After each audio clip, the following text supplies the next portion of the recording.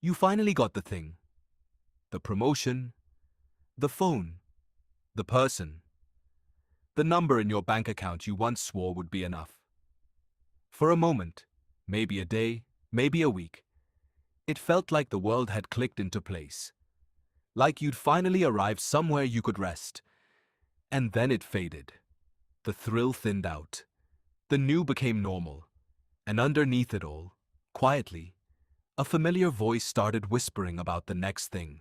You probably blamed yourself for that. You called it being ungrateful, restless, broken in some small way. But the real answer is far stranger. You were never built to be happy. Not lastingly, not permanently, not in the way the books and the quotes promise. The feeling you spend your life chasing was never meant to be a place you arrive at. It was meant to be a tool. And like every good tool, it was designed to be put down. So what is happiness actually for? To answer that, you have to stop asking what makes you happy and start asking what happiness was built to do. Your brain was not designed in a workshop with your well-being in mind.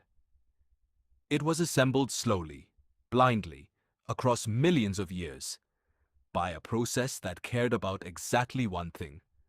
Not your joy, not your peace, your survival, and your ability to pass your genes forward. Evolution does not measure success in how good you feel. It measures it in who survives and who reproduces. And from that cold angle, a creature that felt permanently satisfied would be a catastrophe. Picture it. An ancestor who ate one good meal and felt blissfully content forever would simply stop hunting. One who found a single safe cave and felt complete would stop exploring, stop building, stop competing. Lasting contentment, out on that savannah, was a death sentence. So happiness was built to expire, on purpose, and you can watch that expiry happen, in real time, inside a brain. In the 1990s, a neuroscientist named Wolfram Schultz lowered tiny electrodes into the brains of monkeys and recorded single dopamine neurons as the animals received small rewards. Dopamine is the chemical most people call the pleasure molecule. It turns out that's not quite what it is. When a monkey got a surprise squirt of juice, its dopamine neurons fired hard. A spike. A burst of signal. But here's the strange part. Once the monkey learned that a light always came just before the juice, the dopamine stopped firing at the juice. It started firing at the light instead. At the cue. At the promise. And when the light came on but the juice never arrived, the dopamine didn't just go quiet. It dropped below baseline. A dip. A tiny chemical heartbreak. Do you see what that means? Once a reward is expected, it barely registers. The signal doesn't live in the having. It lives in the wanting, in the chase, in the anticipation, in the gap between you and the thing. As the neuroscientist Robert Sapolsky likes to point out, dopamine isn't really about pleasure at all. It's about the pursuit of pleasure. It gets stranger. In a later study, Schultz and his colleagues found the dopamine signal grew loudest not when a reward was certain, but when it was a coin flip. A 50-50 maybe. Uncertainty lit the brain up more than the reward itself. The maybe is more intoxicating than the yes. Hold on to that. We'll come back to why it matters more than almost anything else in your modern life. Because this isn't only about juice and monkeys. In 1978, 3 researchers, Philip Brickman, Dan Coates, and Ronnie Janoff-Bulman, went looking for the human edges of this machinery. They studied 2 groups of people whose lives had been violently rewritten. One group had recently won enormous sums in the lottery. The other had recently been paralyzed in accidents. If happiness was simply a sum of what happens to you, the gap between those 2 groups should have been vast and permanent. It wasn't. When the researchers measured ordinary day-to-day happiness, the lottery winners were not meaningfully happier than regular people who had won nothing at all. And stranger still, The winners reported getting less pleasure from small everyday things. A good meal, a warm conversation, a compliment. Next to the blinding memory of the jackpot, ordinary life had gone grey. The accident victims, of course, were less happy than the others, but nowhere near as unhappy as you'd expect from people whose bodies had been permanently changed. They, too, had started drifting back towards something like a baseline. That baseline has a name. Psychologists call it the hedonic treadmill.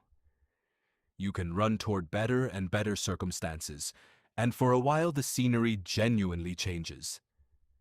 But the machine beneath your feet keeps quietly adjusting the speed, dragging your sense of normal along with you, until emotionally you're standing almost exactly where you began. So how much of that baseline is just you, no matter what happens? More than you might want to know. In 1996, behavioral geneticists David Lykken and Lykken Tellegen studied thousands of twins, including identical twins raised apart. They found that much of people's long-term happiness wasn't shaped by circumstances, but by genetics. A built-in emotional baseline you never chose. Lykken once argued that trying to become happier might be as pointless as trying to become taller. He later softened that claim. Happiness can change. But his deeper point remained. You are not a blank slate. You arrive with a psychological thermostat already set.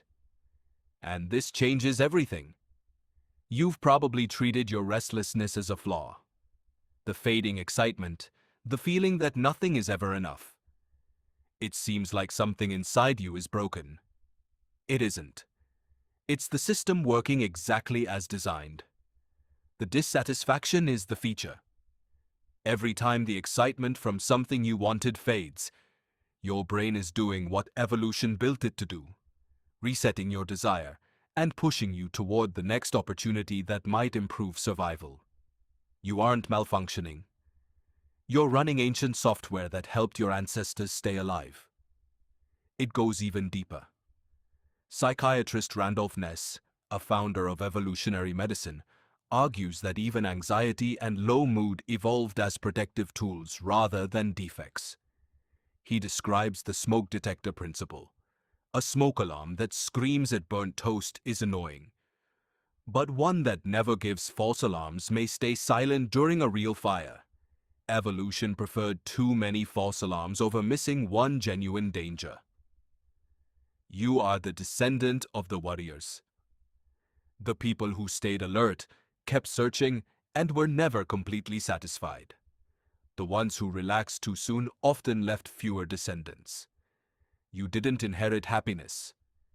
You inherited the engine that runs on its absence. The problem is that this engine evolved for a world of scarcity. Wanting more once meant finding food, shelter, or safety. Today, it meets a world engineered to exploit it. The endless scroll, notifications, products promising they'll finally complete you. Every refresh delivers uncertainty, the same variable reward that makes slot machines addictive. Every purchase feels like a jackpot that fades by morning. The treadmill that once carried your ancestors toward survival now spins in place, while you wonder why you're exhausted. Your mind strengthens the trap. Psychologist Daniel Kahneman called it the focusing illusion. Whatever you're focused on feels far more important than it really is, simply because you're focused on it. The promotion, the relationship, the perfect body. They expand until they seem like the answer. Then you adapt, the frame widens, and your mind quietly chooses a new target. So what do you do with a brain that never lets itself rest? You don't fight it. You don't believe every promise it makes. You learn to recognize it. The moment you understand that satisfaction was always going to fade, that this is your brain doing its job, not your life failing, you stop expecting the next achievement to permanently fix you. You stop confusing the chase with the destination. And if you're going to keep wanting, and you will, you can choose what to want. A meaningful craft. Deep relationships. A purpose worth pursuing instead of the next bright distraction designed to capture your attention. The treadmill doesn't have to stop for you to step off the paths leading nowhere. One day you'll get the promotion, the phone, the money, or the person you believed would finally be enough. For a moment, it'll feel like you've arrived. Then the feeling will fade. Not because you're ungrateful, not because you're broken, not because you failed, but because the fading was never the malfunction. The fading was the machine, the same restless, unsatisfied engine that carried every one of your ancestors through thousands of generations until it reached you. You were never built to be happy. You were built to keep going.